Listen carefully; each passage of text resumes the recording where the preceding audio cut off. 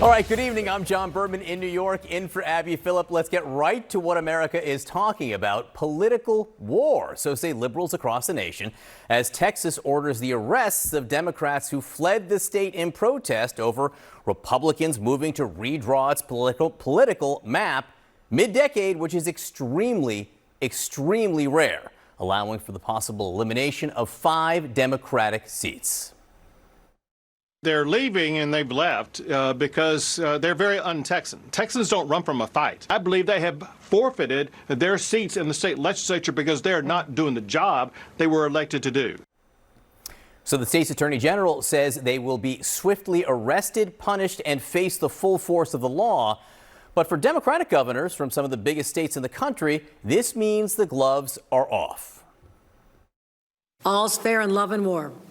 That's why I'm exploring with our leaders every option to redraw our state congressional lines as soon as possible. All bets are off when the cult leader and, would-be dictator of the United States tells Texas to midstream change the game when they know that they're going to lose in 2026. All bets are off. Everything's got to be on the table. This is existential. This is real life. Everything's on the line here. It's not a gross exaggeration.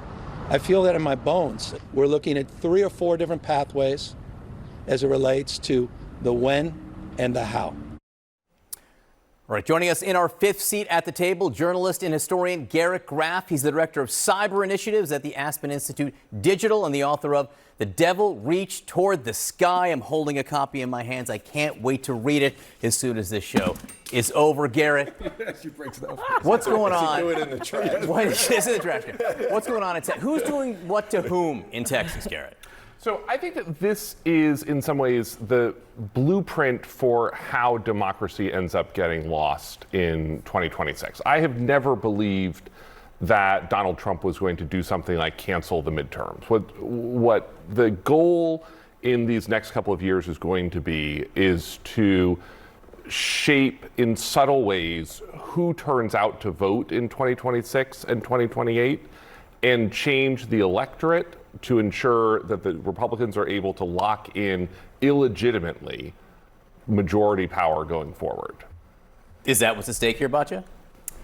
Well, first of all, gerrymandering is one of those things that everybody does. Like, the idea that Donald Trump made this up is, I think, kind of insane. I don't think you really think that. I mean, I definitely didn't say that. They fled to Illinois, which is one of the most, gerrymandered states in the union. I happen to love this story because I love the political theater of it all. I love that they absconded. I love that now there are arrest warrants out. I think that the American people don't care at all about this. But what's most interesting to me about this is that these new 5, potential Republican-controlled districts are all majority Hispanic.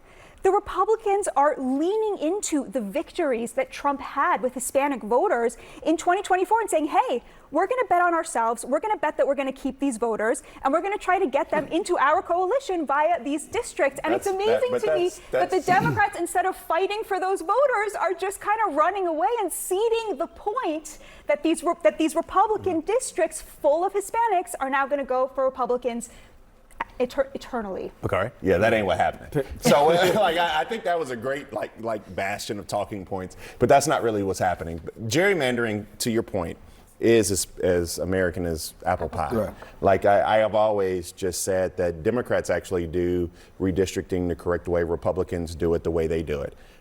For a long period of time, for the past 20, 30, 40 years, you've had an unholy alliance between the Republican Party and the Congressional Black Caucus. And usually it's state Black caucus legislators who seed Black members, get as many Black members from white Republicans as they can, and white Republicans give as many as they can, and it makes these competitive districts go away. It is the most unsexy thing in the American political spectrum.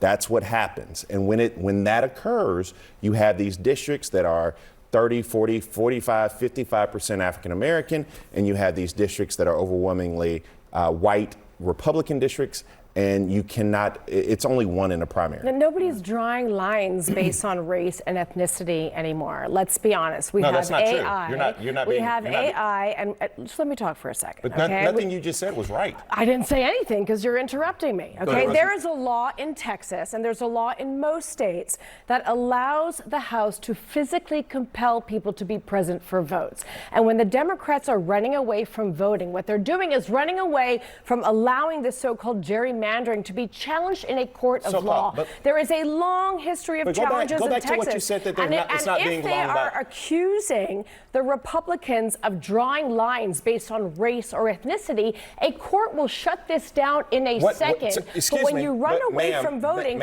you are preventing this from being challenging in a court. It is that simple. It's the most anti-democratic thing that you can do. If you believe that there is a law, please tell me, because we just had the Voting Rights Act gutted. So please tell me what law, particularly in the South, prevents this from happening. And I just want to one bit of it, like I was in the General Assembly in South Carolina when we drew these lines.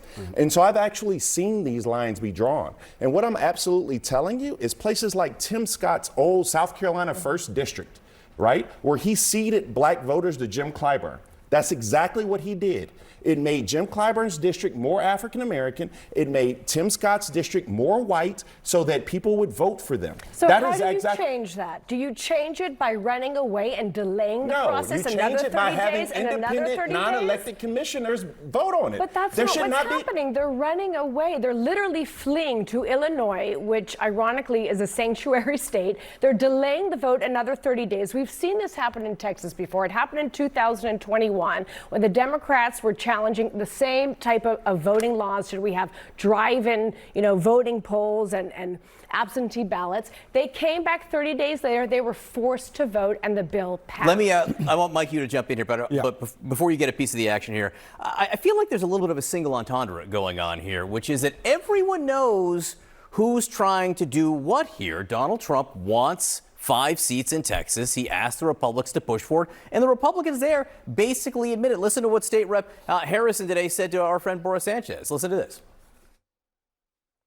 Here's what I want to support. I want to make sure that elected Republicans in the state of Texas are doing everything we can to make sure that Congress, the United States Congress, in the upcoming midterm elections, does not fall into the hands of the radical extremist Democrat This is purely Party, a political move. Why not get rid of gerrymandering altogether and actually put the power in the hands of voters to make the republic more efficient? Well, I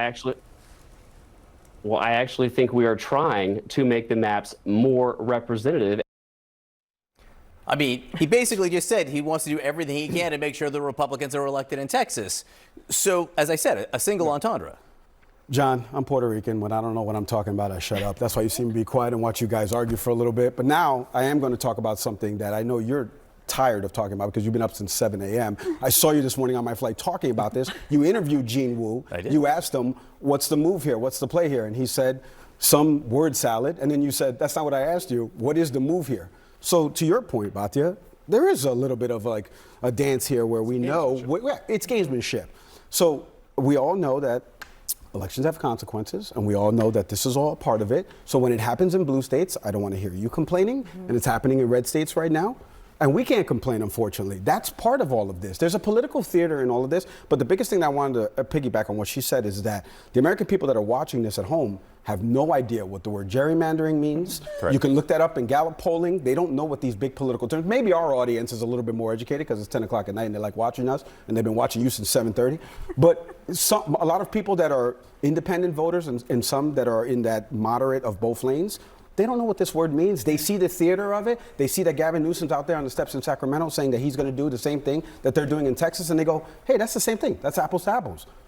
Yeah, it's kind of funny that like half the Democrats are out here saying like the Republicans are cheating, and the other half are saying, wait a minute, we need to do it too. If you're doing it, we're going to do it too. Adam Kinzinger, before we came on with John King at 8 o'clock, he said he was gerrymandered in his own district. That's why he lost his race. He said that, and we know he doesn't like Trump. Garrett? But I think part of this is the Democrats are doing it in response to the Republicans doing something that is atypical. It is totally normal to redistrict.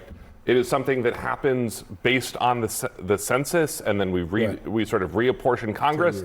Everyone redraws their districts, and it's meant to be a process that occurs sort of traditionally in American politics on that once-a-decade schedule.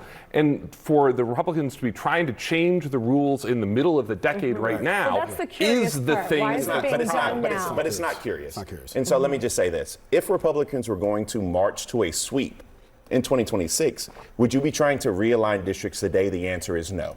And so, yes, the answer is if you can't win the game as it's played right now, you just rig it, right?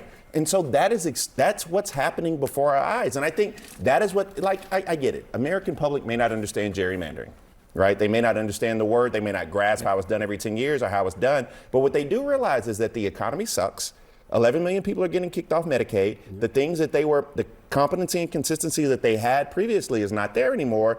And Republicans are losing, so now they're changing the game. All right, we're going to take a quick break. Garrett Graff, thank you so much for joining us. This is the book which I do, in fact, look forward to reading. Thank you very much. Does it have pictures? Oh, it's pop-up. It's a pop-up book. Which makes it good for me. All right, next, Israel on the verge of a full takeover of Gaza as pressure mounts over the starvation crisis. Another special guest joins us at the table at this perilous moment. Plus, Donald Trump's mega bill is now going to be more expensive than previously thought as he begins to fire the messengers about numbers he doesn't like. We'll debate.